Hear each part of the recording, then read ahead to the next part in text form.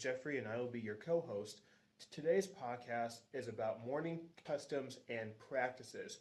Today, to discuss these practices is Roxanne. Well, it's been a while since we've done a podcast, so we're trying to get out with mourning customs since it is the month of October. So I have just some basic questions for you about just mourning practices and then kind of what the house does for mourning through the entire month. Sounds good. All right, so first off, most people may not know what mourning is or what the customs are. So we are in the federal period. How do mourning customs and practices differ from the federal period to the modern day? We don't do a lot of the mourning customs today that they did. So when people come on a tour to see how the house looks at this during this month, they get a big eye opener as to how people dealt with just how where some of our modern customs come from, as well as what they were doing during the federal period, and they death tended to be more right in your face all the time in the early 19th century, but today it's a little bit more sterile. When someone passes away, it's not usually in your home. It's usually at a hospital or somewhere else, care facility, that type of thing. So we don't actually do like the preparations for the body in-house anymore. So there's lots of big changes that you just don't experience today like you would have at that time. And I'm sure that we'll get through some of these other differences later on throughout the podcast because we've got a long haul going for us. So we mourn in the month of October. Some historic sites do that because, the Halloween feature, but that's not the case here for the Stephenson house. So why do we mourn in this month? Well, this is the month that Benjamin Stephenson died. Actually, Benjamin Stephenson died today, October 10th, in the house. So we do it just to remember him, I guess, honor him, and bring to light again these customs that we just don't practice anymore. So it just happens to coincide with the month of October, which is Halloween and creepy, but we don't want the exhibit to be creepy. We want people to be we don't want them to be scared when they come, but it just works out well for us as far as his death.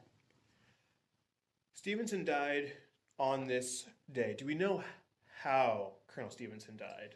We believe he died of what would have been called ague at that time. Ague was kind of a general term that was used for a lot of your summer fevers. And in reality, we think he died of malaria, but they didn't call it malaria at that time. So you'll see on the probate records that we have about 2 days before he died, there was a purchase of what was called yellow bark. And yellow bark contained quinine. And it was used for any summer fever that you had. If the doctor had come in and said, you have a fever, this is probably what he was going to treat you with. And they didn't realize that like yellow fever, malaria, that they came from mosquitoes. They thought that those illnesses came from bad air around stagnant water. And to some extent, they were correct. It was stagnant water, but it wasn't bad air. It was the mosquitoes that were breeding. And so this yellow bark would have been just exactly that. It's a bark. It comes from South America. It goes by several different names. And you would have ground it down. You would have purchased it probably at the local apothecary, or the doctor may have had some. And you would have brought it back and turned it into a tea after you ground it, and it would have been ingested. And I think I read somewhere in a medical journal once that like 96 or 97% of all cases of malaria today are still treated with quinine. And that's what, yellow bark contained, was quinine. Well, it's very sad that he died at such a young age, too. But after Stephenson's death, Lucy would have to prepare the house, right? I mean, right. Can you take us through some of those early preparations that she would have to do following Stephenson's death? Well, a lot of, one similarity that you would see between what Lucy had to do and what we do today is when Ben died, she would have had like a 3 to 4 day grace period that she would be trying to get arrangements made. It's very similar to what you see today when someone passes away. you have roughly 3 days, typically, where it gives you time to have the arrangements made with the funeral home and the grave prepared and, so on and so forth, the obituary into the paper. Lucy would have had to do a lot of those same things. We know that she had the grave dug, and one unusual feature about the grave that she had dug for Ben was the fact that she had it lined with bricks, almost like a vault. And that was very unusual out here. You see it more out east than you do here. She had to have a local cabinet maker make the coffin, and that cost $10. So that would have taken someone time to get ready. It's not like today where you go to, the funeral home and you can pick out a coffin. This one would have had to have been made. And then she had a picket fence put around the grave. She also had to send out invitations. When you had the obituary put in the paper, which Ben had a very long obituary, it never mentions anything about where the funeral is going to be. Most people didn't announce, this is, the funeral will be held at 10 o'clock on Monday morning and, blah, blah, blah.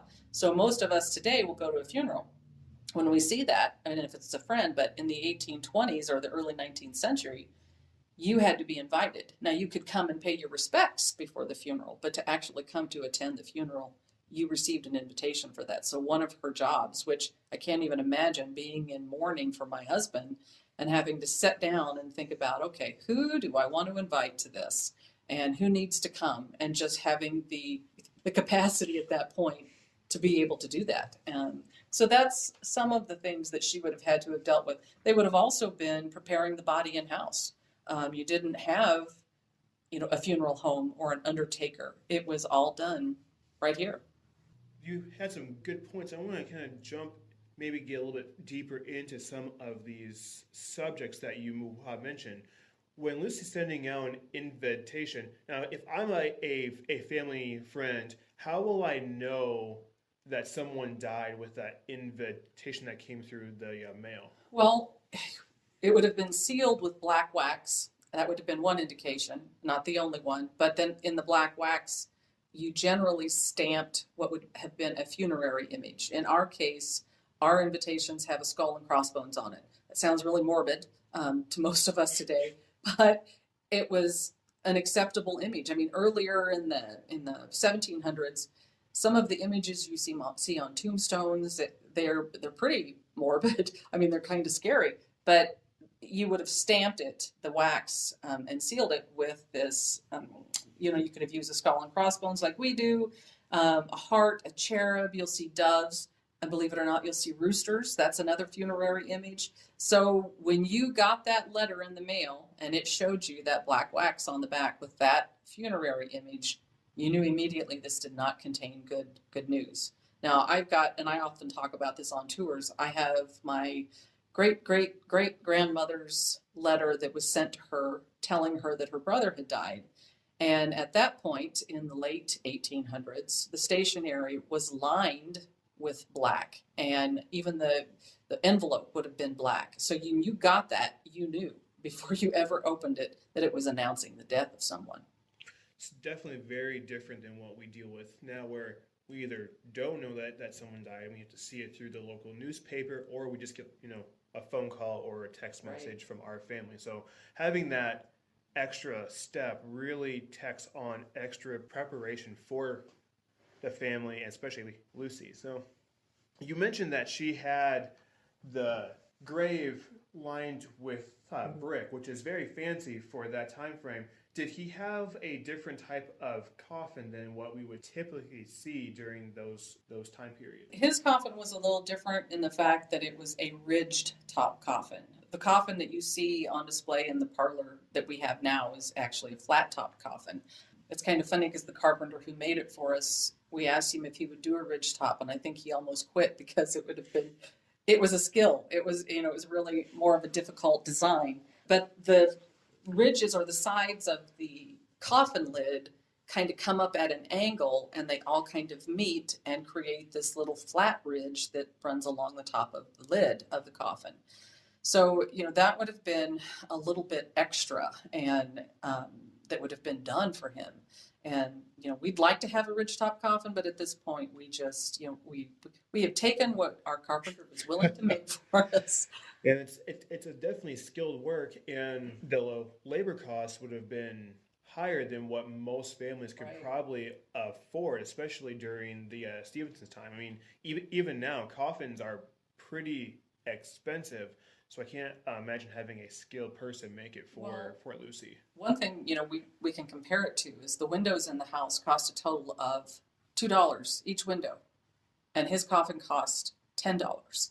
So, one of the most expensive things in the house are the windows.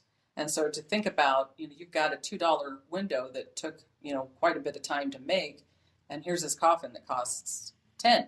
And, so and then you're going to put it in the ground. And so, yeah, it would have been big labor expense there.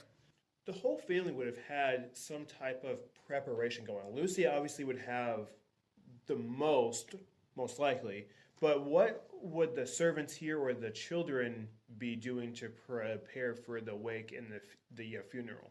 Well, I'm sure as quickly as possible, if they weren't, already prepared, they would have been trying to get everyone dressed in mourning, even the servants.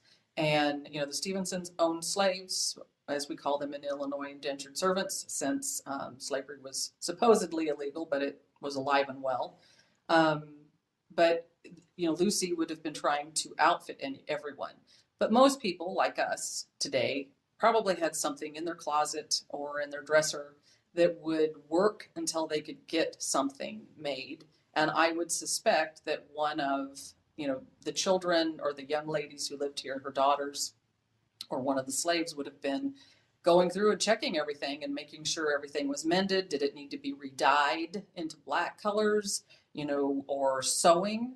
Lucy bought, several bolts of what was called bombazine, and that's a mourning cloth. And so they were probably trying to outfit everyone to indicate that, there was a loss. They would have also been putting up, more than likely, like a black bunting on the front of the house, which we have. You'll see sometimes where they'll put black wreaths on the door. But black bunting hanging off the front of your house was a public display, and anybody that approached your house knew that he had died, or someone had died. So there would have been lots of, just in-house prepping, trying, making funeral biscuits, or, making food for the funeral that would be coming up, just been really busy at an awful time. Kind of want to dig a little bit deeper into like some of those mourning customs that you mentioned. So the house goes into mourning. What all does that entail? You had mentioned that there's a black drape out on the front, maybe a wreath, but what's some of the other typical things that we would see in a house that's in mourning? When you come for a tour for the mourning exhibit, we have 4 rooms in the main part of the house that show you a day. Each day is different, from the day that Ben dies until we have an auction 5 weeks later. So our parlor is kind of your introduction to the whole exhibit. That's the very first room you're going to go into, and that's the funeral. And that shows the house in full mourning. The shutters are closed, the blinds are closed. It's very dark. There's lots of candles in there. And that's how the house would have looked while his body was in the house. Now, we don't send the whole house into full mourning like that, because it would make giving tours very difficult, and we would be going through candles like crazy. But, that would be one thing that you would see. And then, the other rooms just kind of show you a variety, like the inventory that's being taken. Because Stephenson died, he left a very large debt. It was about $48,000. He did not have a will, so it was unfortunate, but it threw everything into probate. So in the dining room, you'll see the inventory being taken. And, then we talk about the clothing in the children's bedroom. Not much changed in the servants' quarters, because the house had to still operate. So you'll see a little bit of a difference in the servants' quarters in the kitchen, but very, very little compared to what the rest of the house had gone through. And, toys would have been put away. You wouldn't have had happy things going on. The pianoforte would be covered and closed, because you're in a very, serious time frame, and, nothing happy. You're not supposed to be happy. And so you wouldn't have had the children running through the house playing or singing or having anything joyous. It sounds very depressing, and it would have been. That was part of it. It was a very somber, very serious time. It sounds like the family really had to dig deep to do this full-on mourning process, where some families probably wouldn't be able to even afford mourning. Is that kind of on the same pace there? Oh, definitely. Mourning was really the luxury of the rich. If you're living in a cabin and you're dirt poor, you're not going to go to the extent that Lucy Stephenson may have gone. And Lucy wouldn't even have gone to the extent that people that were more wealthy than she would have gone. You'll see instances where entire households were bankrupt trying to go into mourning for someone. So it could be very ridiculous when it came to the amount of money that was spent. I don't think the average person would have spent quite as much. What we try to show you here is what may have happened, since we really don't know what they did. But there were certain social expectations that obviously society expected you to do, but not everybody was going to do them. So really, your poorer classes, they're not going to be able to do this type of mourning. It's just not going to happen. It wasn't practical. Makes sense. I mean, everyone's on budget. Even now, we have to determine if we want to have a full-on funeral, a wake, or just have a memorial service later on, because it gets expensive very fast, especially if you're trying to house guests, buy a coffin. Yeah. Major celebrations going on do cost a lot, and that translates back to the 1820s. Correct. Well, I think we are almost out of time today, so I believe you're going to be back for a part 2 with us to discuss the rest of the mourning customs and the practices. Is that correct? That's correct. All right. Well, check out part 2 after this, and we'll see you all next time.